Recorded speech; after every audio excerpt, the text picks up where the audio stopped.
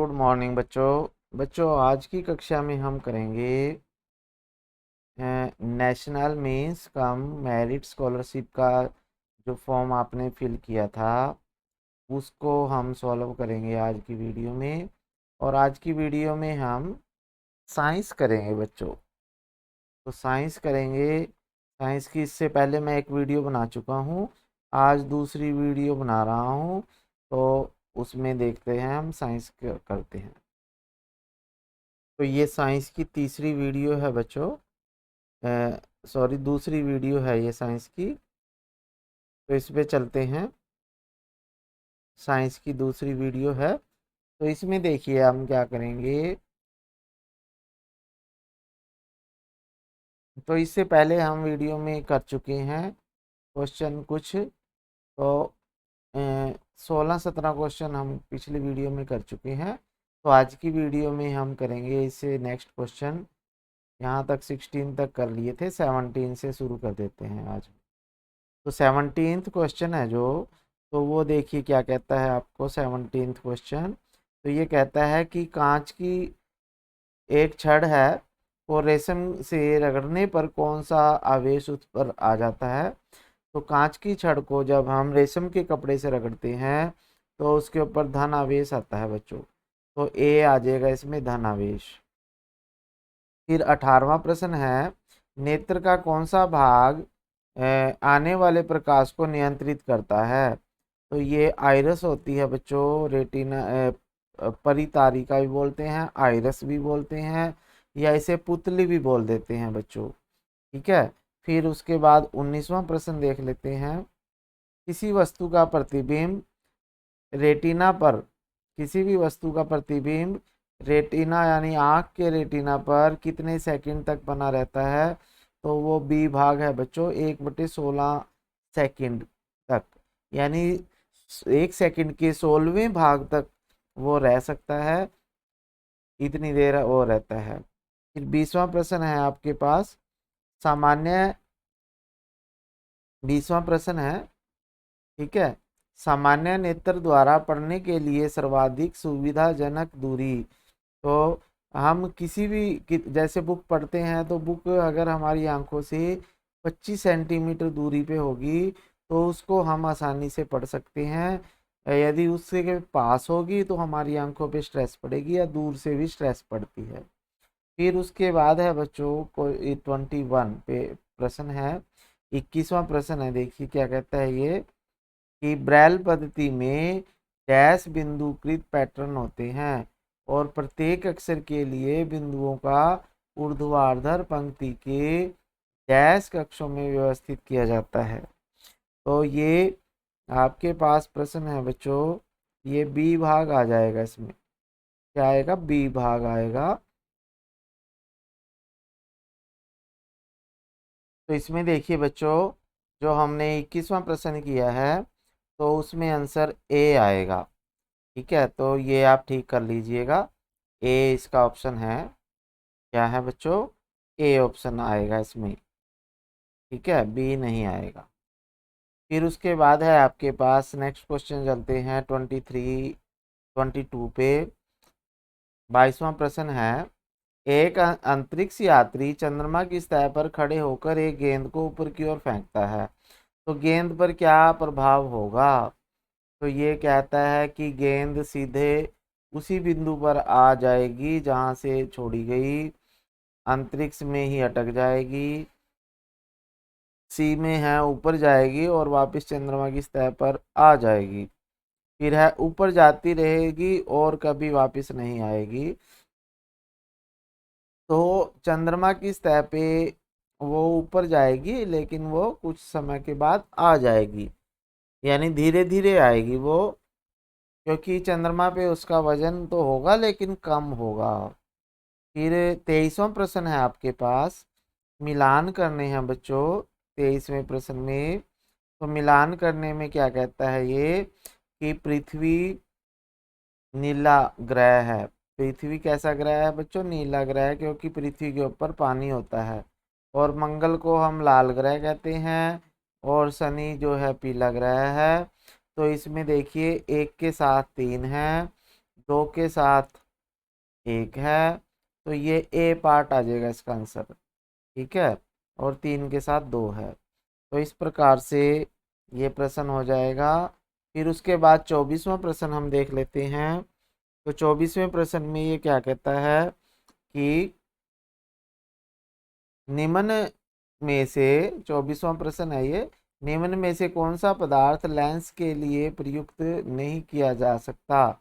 तो प्लास्टिक का लेंस होते हैं, कांच के भी लेंस होते हैं, जल का भी लेंस हो सकता है, लेकिन नायलॉन का लेंस हम नहीं बना सकते क्योंकि ये पारदर्शी नहीं होती। तो जो भी वस्तु पारदर्शी होगी उसका हम लेंस नहीं बना सकते। फिर 25वां प्रश्न है बच्चों कि पानी के अंदर हवा का एक बुलबुला किस तरह बर्ताव करता है। तो पानी के अंदर हवा का बुलबुला है वो किस तरह से, समतल तल के बराबर, अवतल लेंस, उत्तल लेंस या समतल लेंस। तो किस तरह से वो करेगा बच्चों, वो अवतल लेंस की तरह काम करता है। ठीक है, अवतल लेंस वो होता है जो बीच में से पतला हो, किनारों से मोटा हो। तो जब पानी के अंदर हवा का बुलबुला होगा तो वो अवतल लेंस की तरह कार्य करेगा क्योंकि वो बीच में से ऊपर उठा हुआ होगा। फिर है 26वां प्रश्न।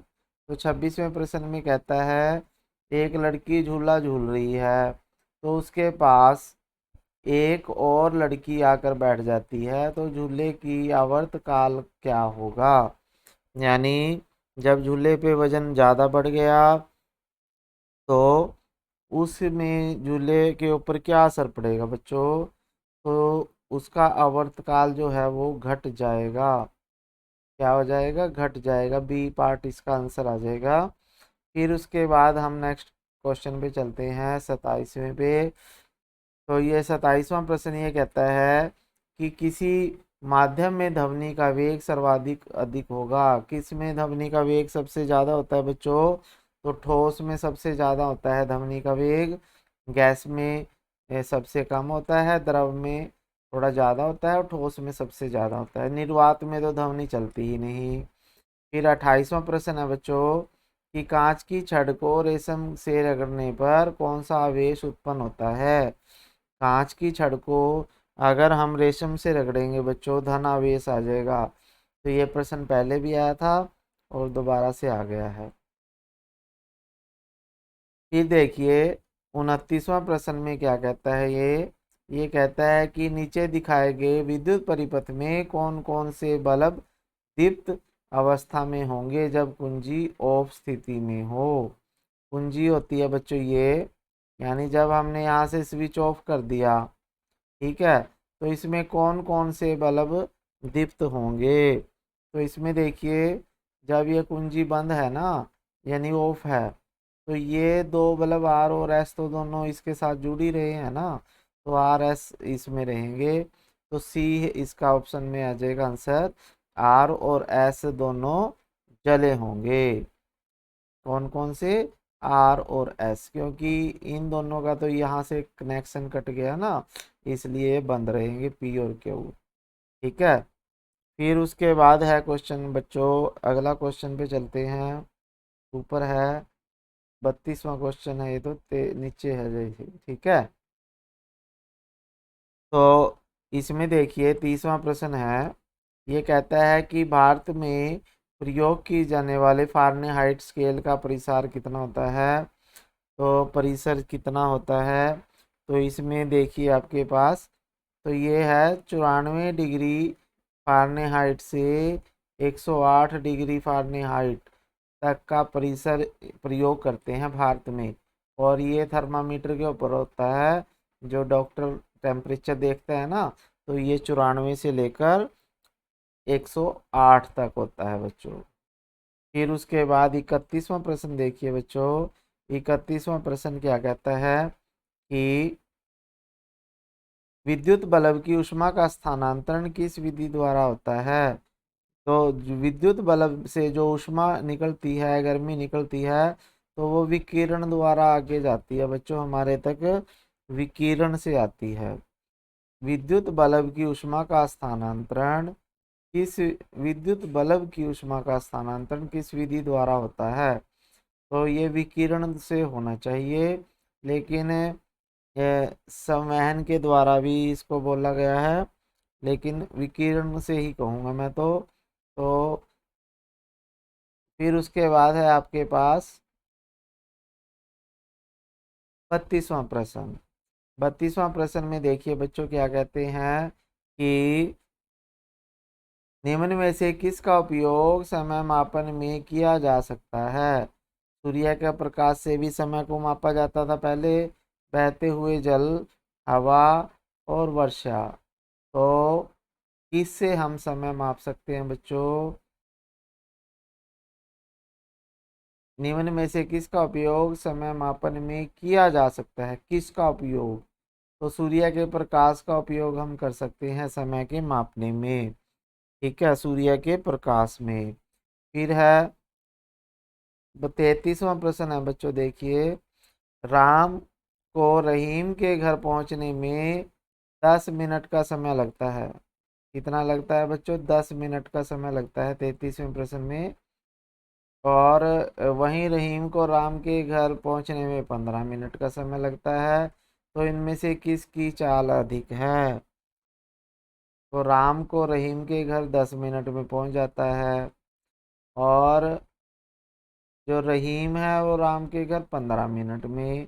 तो जो कम समय लेगा ना उसकी चाल अधिक है। तो राम की चाल अधिक है बच्चों, तो राम की चाल अधिक होगी। 33वें का ए भाग आ जाएगा बच्चों आपके पास। फिर 34वां प्रश्न देख लेते हैं। 34वें प्रश्न में ये क्या कहता है कि 34वां प्रश्न है कि एक बस 54 किलोमीटर की दूरी 90 मिनट में तय कर लेती है, तो गति निकालें। तो गति होती है बच्चों किलोमीटर प्रति सेकंड, यानी 54 किलोमीटर है ना, जैसे यहाँ 54, और इसको आपने 90 से भाग देना है, और इसको मीटर प्रति सेकंड में बदलने के लिए इसको 1000 से गुणा करेंगे, और इसको 3600 यानी सॉरी 60 से गुना करेंगे नीचे। तो इनको जब कट करेंगे ना, तो ये कट कर दी मैंने 2 जीरो। ठीक है, और यहाँ पे 6 नहीं में 54 होता है बच्चों, ये 6। ठीक है, तो 60 है ना ये, तो ये आ जाएगा आपके पास।